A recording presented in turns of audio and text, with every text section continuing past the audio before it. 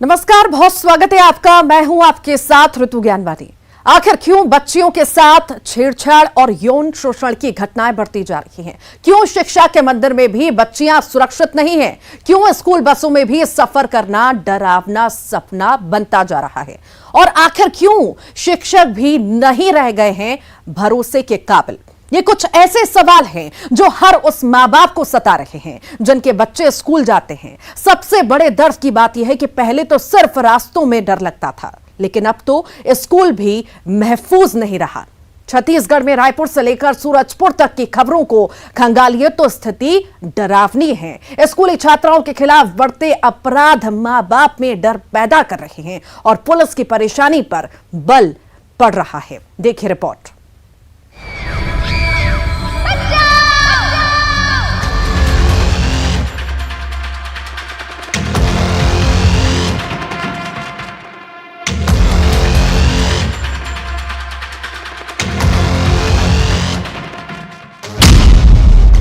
शिक्षा के मंदिर में शैतानी, सूबे में बढ़ते शर्मिंदगी के मामले, छात्राओं के साथ स्कूल में छेड़छाड़, डराती है अपराध की रिपोर्ट, फूट रहा परिजनों का गुस्सा, मारपीट पर उतारू है लोग, कानून पर सवाल, सुरक्षा पर सवाल।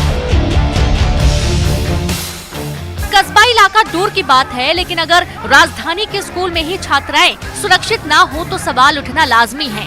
आलम यह है कि डूमर तालाब के सरकारी प्राथमिक स्कूल में गुस्साए लोगों ने कानून अपने हाथ में ले लिया। वजह रही स्कूल के हेडमास्टर पर बच्चियों से छेड़खानी के आरोप लगे। मामला पुलिस तक भी पहुंचा, लेकिन उससे पहले स्कूल स्टाफ की धुनाई हो चुकी थी। छात्राओं का आरोप है कि हेडमास्टर उन्हें गलत ढंग से टच करता है और अश्लील बातें भी करता है। फिलहाल आरोपी हेडमास्टर दिलीप कुमार भगत तो सलाखों के पीछे पहुंच चुका है, लेकिन छात्राओं को खिलौना समझने वाली सोच अभी भी खुली घूम रही है।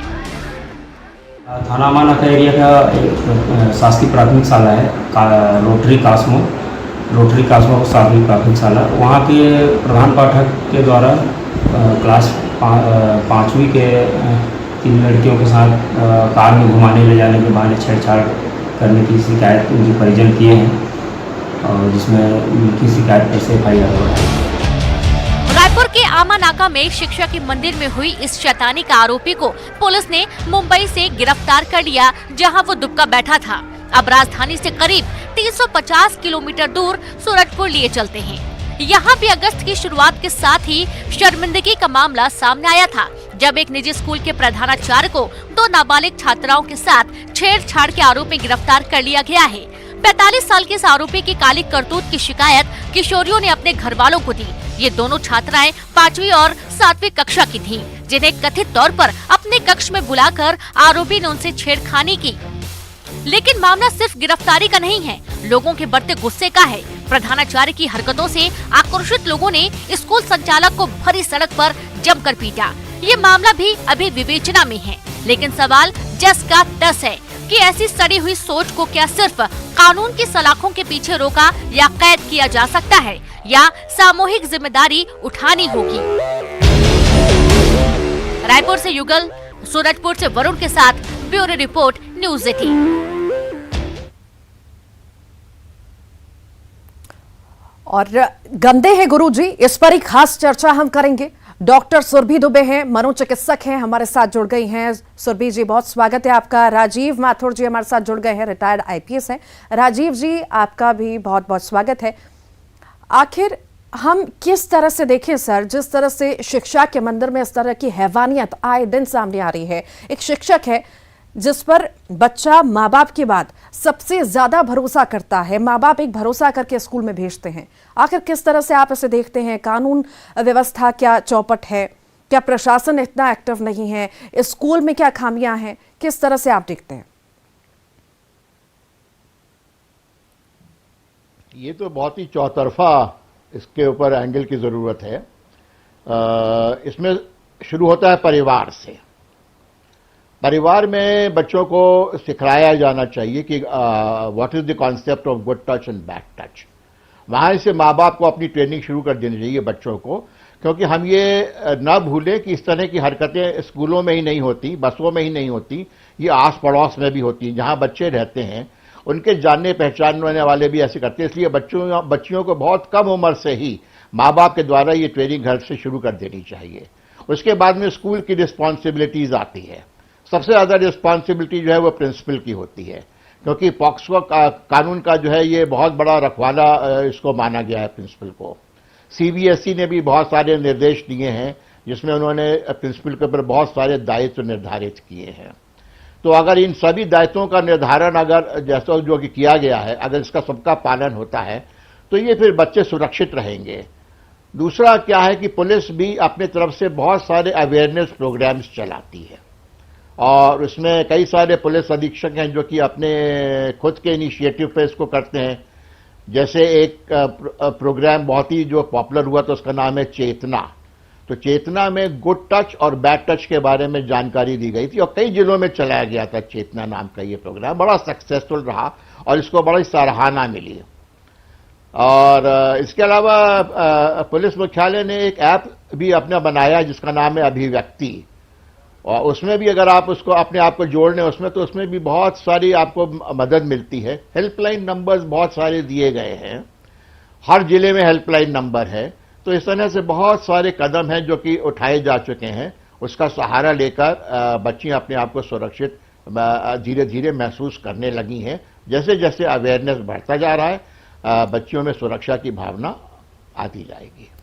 राजीव जी, कहने को तो बहुत सारे टोल फ्री नंबर हैं, ऐप्स हैं जिन पर हम शिकायत कर सकते हैं, पर कहीं ना कहीं हम देखते हैं एक हिचक जो है एक महिला के मन में, एक बच्ची के मन में और उसके पेरेंट्स के मन में भी रहती है। बदनामी का डर कहीं ना कहीं रहता है। तो आपको नहीं लगता कि कुछ ऐसा प्रशासन को करना चाहिए या ऐसी कोई ऐप कि हम उस पर ही शिकायत वो जो पीड़ित है वो कर सकें? और जिस तरह से प्रशासन के लोग घर पे पहुंचते हैं पूछताछ के लिए, कई सारे बदलाव, संजीदगी इसमें जरूरत है कि डरे ना वो बच्ची, जो पेरेंट्स हैं वो डरे ना बदनामी के डर से। देखिए, ऐसा है कि कई तरह से इसको एड्रेस करने का प्रयास किया गया है। सबसे पहले तो ये जो पॉक्सो एक्ट बनाया गया इसमें जो सजा है ये सजा बहुत हैवी निर्धारित की गई है। इसमें सेक्सुअल हैरेसमेंट के लिए 10 साल की सजा का प्रावधान है और ये 10 साल की सजा तो मिनिमम है, ये मैक्सिमम ये लाइफ इम्प्रिजनमेंट तक जा सकती है। तो बहुत हैवी पनिशमेंट का इसमें प्रावधान किया गया है। और दूसरे इसमें यह भी प्रावधान है कि इसमें सब इंस्पेक्टर से कम पोस्ट का कोई भी आदमी इसमें इन्वेस्टिगेट नहीं कर सकता, हवलदार एएसआई नहीं कर सकते हैं। दूसरे इसमें कोर्ट्स के ऊपर भी पाबंदी है। एक तो स्पेशल कोर्ट्स बनाए गए हैं और कोर्ट्स के ऊपर भी यह पाबंदी है कि आप 6 महीने के अंदर पॉक्सो के जितने केसेस हैं उनका ट्रायल समाप्त कर दें, अपना जजमेंट दे दें। पुलिस के ऊपर पाबंदी कि आप 2 महीने के अंदर अपना इन्वेस्टिगेशन पूरा कर दें। तो इस तरह से ये प्रयास हैं हर तरह से कि ये एक कॉन्फिडेंस जागे। दूसरे जो बच्चे जो कोर्ट के सामने जाते हैं उनको कोर्ट के सामने जाने में बड़ों को डर लगता है, फिर ये तो बच्चे हैं। जब ये ट्रायल में जाते हैं तो इनको कोई प्रोटेक्शन नहीं था। अब पॉक्सो एक्ट के माध्यम से इनको प्रोटेक्शन भी दिया गया है। देखिए, कानून अपनी जगह पे है, मगर जो कानून के जानकार हैं वो उसका लाभ प्राप्त कर सकते हैं और जो कानून के जानकार नहीं हैं वो उसका लाभ प्राप्त नहीं कर पाते हैं। इसलिए सबसे बड़ी आवश्यकता है अवेयरनेस की। जब जहां जिसने अवेयरनेस प्रोग्राम्स अच्छे से चलाए हैं, स्कूलों में जा के जिन पुलिस अधीक्षकों ने यहाँ पे इसको अग्रेसिव तौर पे इसको टेकअप किया है, वहां बहुत अच्छे परिणाम आए हैं। अवेयरनेस इसका सबसे बड़ा इस समस्या का निदान है। सुधीर जी, माफ कीजिएगा राजीव जी, दिन ब दिन हम देख रहे हैं जो अपराधियों के हौसले हैं वो बुलंद हो रहे हैं। अपराधी हैं, रेपिस्ट हैं, उनके हौसले बुलंद हो रहे हैं। चाहे सजा की बात करें हम, भले फांसी की सजा मिले, उम्र कैद की सजा मिले, कुछ सालों की सजा मिले, पर वो खौफ, वो डर प्रशासन का नहीं रहा। आखिर कहां कमियां हैं यहां पर? कमियां कई तरह से हैं। एक तो जैसे आप खुद ही कह रही हैं, एडमिट कर रही हैं कि ये लड़कियां रिपोर्ट नहीं करती हैं जी। अब जैसे अपन वही देख लें जो अभी लेटेस्ट मामला जो कि चंडीगढ़ में हुआ है, एक लड़की ब्लैकमेल हो रही थी उसको मालूम है कि पुलिस है, थाना है, ब्लैकमेल वो हो रही है, मगर वो उसने जाके किसी को रिपोर्ट करना जरूरी नहीं समझा। वो डर के मारे वो ब्लैकमेलर्स के उसमें आती चली गई, प्रेशर में आती चली गई। तो ये एक भय है। अब इस भय को कैसे दूर किया जाए, इसके कई सारे इसके तरीके हैं। सबसे पहला तो यह है कि उनके अंदर एक भरोसा जगाया जाए कि अगर आप जब भी शिकायत लेकर आएंगी, आपकी शिकायत पूरी रिकॉर्ड की जाएगी। पॉक्सो एक्ट में ये प्रावधान है कि हर शिकायत को रिकॉर्ड किया जाए और रिकॉर्डिंग इज अ मैंडेटरी, और हर शिकायत को फॉर्मलाइज होना ये मैंडेटरी है। इसमें कोई वो नहीं, अगर प्रिंसिपल नहीं करता है, रिपोर्ट नहीं लिखते हैं और उस स्टेटमेंट को रिकॉर्ड नहीं करते हैं, तो ये अपराध है, उनके खिलाफ कार्रवाई हो सकती है। राजीव जी, अगर एक तरफ भरोसा आना चाहिए कि आप जो भी कहेंगे उसके ऊपर एक्शन होगा। ये भरोसा बच्चियों में अगर आ जाए, और हर तरह से प्रोटेक्शन उनको मिल रहा है, कानून में प्रावधान है, केवल उनको अपने अंदर ये आस्था जगानी जरूरी है। ठीक, राजीव जी, प्रशासन के लोगों में एक तो हमने ढीला रवैया देखा है, बहुत सारे लोगों में देखा है। हम ऐसा नहीं कह रहे हैं कि पूरे प्रशासन के लोगों में ढीला रवैया देख रहे हैं, पर कुछ लोग लालची भी हमें यहाँ पर नजर आते हैं कि जो पीड़िता है वो पेरेंट्स के साथ पहुंची है, शिकायत करने पहुंची है, मामले को रफा दफा करने के लिए कहा जाता है, लेन देन का मामला कहा जाता है। आखिर अगर इस तरह से सैकड़ों मामले होते हैं जो दब जाते हैं और कुछ गिने चुने सामने आते हैं, जो दब जाते हैं वो तो कभी आए ही नहीं। अगर इस तरह प्रशासन रहेगा तो कैसे होगा, कैसे इंसाफ मिलेगा फिर? ये तो आपने बिल्कुल सही कहा। ये तो हर स्तर पे हर उसके लिए आवश्यक है कि प्रशासन बहुत जागरूक हो, और प्रशासन बहुत जागरूक हो इसीलिए तो ऋतु जी देखिए छोटे छोटे जिले बनाए गए हैं। पहले पुलिस अधीक्षक तक, जिला अध्यक्ष तक पहुंचना कितना मुश्किल होता था। अब छोटे छोटे जिले जो हमारी सरकार बना रही है, हमारे मुख्यमंत्री जी ने बनाए हैं, वो किस लिए बनाए हैं? ताकि हर पुलिस अधीक्षक तक पहुंचना कितना आसान हो गया है। अब वो बात नहीं रही जो आज से 30 साल पहले या जब राज्य बना था तब थी। तो ये एक बहुत बड़ा कदम उस डायरेक्शन में। दूसरा, मैं एक और चीज ये कहूंगा, मैं अपनी आवाज को दोबारा सुन पा रहा हूं, एक वो आ रहा है। ऋतु जी, ऐसा है, एक सबसे बड़ा एक कदम जो ये होगा कि बच्चे जो लड़के हैं उनके माँ बाप भी उनको समझाएं कि तुमको क्या करना है। तो ये केवल लड़कियों को हम शिक्षा देते हैं, मगर लड़कों को कुछ नहीं कहा जाता। वाकई, पर सर बात यहाँ पर यह भी है ना कि कोई माँ बाप नहीं चाहेगा कि उसका बच्चा संस्कारहीन हो, उसके अंदर संस्कार ना हो। माँ बाप पूरे संस्कार देते हैं, पर कहीं ना कहीं अलग ट्रैक पर जाकर के वो मानसिकता, जो हम सोशल मीडिया का दौर देख रहे हैं, पॉन्स देखते हैं, तो उस वजह से कहीं ना कहीं डायरेक्शन बहुत ज्यादा गड़बड़ हुआ है और गंदगी दिमाग में भरती जा रही है। मैं आपके पास लौटूंगी राजीव जी। डॉक्टर सुरभि दुबे हमारे साथ मनोचिकित्सक हैं, जुड़ गई हैं। सुरभि जी, बहुत स्वागत है आपका। शिक्षा के मंदिर में हम लगातार हैवानियत देख रहे हैं। हम एक शिक्षक पे बहुत ज्यादा भरोसा करते हैं, माँ बाप के बाद भरोसा करते हैं, माँ बाप भरोसा करके स्कूल भेजते हैं। आखिर ऐसा क्यों हम लगातार देख रहे हैं कि हैवान बनते जा रहे हैं शिक्षक, और इस तरह से बच्चियां प्रताड़ित हो रही हैं? सुरभि जी, देखिए, ये बहुत ही अच्छा है जो अभी टॉपिक हमने देखा। भोपाल में भी एक इशू ऐसा ही मानसिक बहुत जल्दी एज में एक इंफॉर्मेशन के दौर में है, जहाँ बच्चों के दिमाग में इंफॉर्मेशन का ओवरलोड हो रहा है। बहुत ही यंग एज से ऐसी इंफॉर्मेशन मिल रही है जो शायद उस एज में मिलनी नहीं चाहिए थी। दूसरा ये है कि एडल्ट कंटेंट जो है अब फ्रीली अवेलेबल है, मोबाइल के क्लिक के उस पे है। बहुत सारे प्रोग्राम्स भी हम देखेंगे जिसमें काफ़ी सारी सीमाएं पार हो जाती हैं, जबकि वो एक OTT घरेलू सीरियल्स होते हैं। तो अगर हम इन सब के ऊपर ध्यान रखें ऋतु जी कि हम बच्चों को किन चीज़ों से एक्सपोज कर रहे हैं, तो उनकी मानसिकता उसी तरह बढ़ेगी। इसका ये मतलब नहीं कि पहले इस तरह के क्राइम्स नहीं होते थे और अब बढ़ गए हैं। इसका ये मतलब है अब लोग सजग हो गए हैं, वो रिपोर्ट कर रहे हैं, वो अब इन चीज़ों के लिए जागरूक हो गए हैं।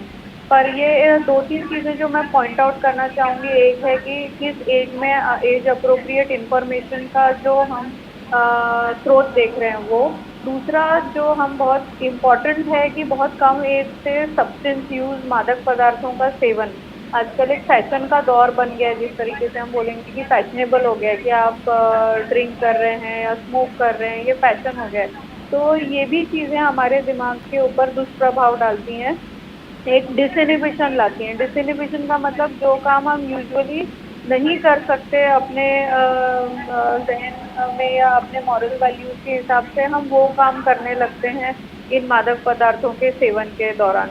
और तीसरा बात जो बहुत इम्पोर्टेंट है कि अगर पहले से कोई मानसिक रोग है, उसके इन्फ्लुएंस के अंडर ये सब क्राइम काफ़ी हद तक हो जाते हैं। और लास्टली पर्सनालिटी, कुछ पर्सनालिटीज़ होती हैं जैसे एंटी सोशल पर्सनालिटीज़ जो जल्दी से गैंग्स और इन सब का पार्ट बनती हैं और वो फिर इस तरह के क्राइम्स में लिप्त हो जाती हैं। जी जी, ठीक है, लौटूंगी आपके पास। राजीव जी भी लगातार जुड़े हुए हैं। राजीव जी, हमने ये तो देखा, देखिए प्रशासन का ढीले रवैये की हमने यहाँ पर बात की, एक डर की हमने बात की कि लोगों में अपनी इज्जत का डर कि नहीं कहीं हम अगर शिकायत करने जाते हैं तो कहीं हमारी इज्जत पर ना बन आए। अगर तीसरी हम यहाँ पर पर्टिकुलरली स्कूल्स की बात करें तो स्कूल्स पर आखिर क्यों नहीं शिकंजा कसा जा रहा है? हम आए दिन ऐसे मामले देखते हैं, चाहे वो बच्चा हो चाहे बच्ची हो, और लगातार ये मामले बढ़ते जा रहे हैं, कम नहीं हो रहे हैं।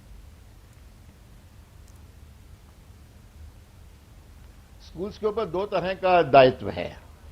एक तो सीबीएसई ने उनके ऊपर बहुत सारे दायित्व निर्धारित किए हैं, दूसरे उनके ऊपर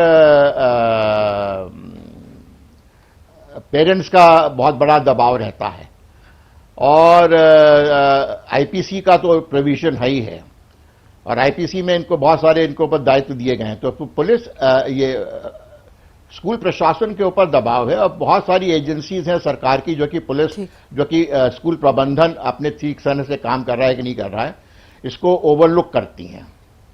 ठीक, आंचल शर्मा है, राजीव जी लौटती हूँ। आंचल शर्मा है, पेरेंट है, वो हमारे साथ जुड़ गई हैं। आंचल जी, आखिर कितना आप महफूज, सुरक्षित अपने बच्चे के लिए महसूस करती हैं जब आप उसे स्कूल भेजती हैं, जब वो बस में होता है या होती है या स्कूल में होता है, किस तरह की फीलिंग रहती है?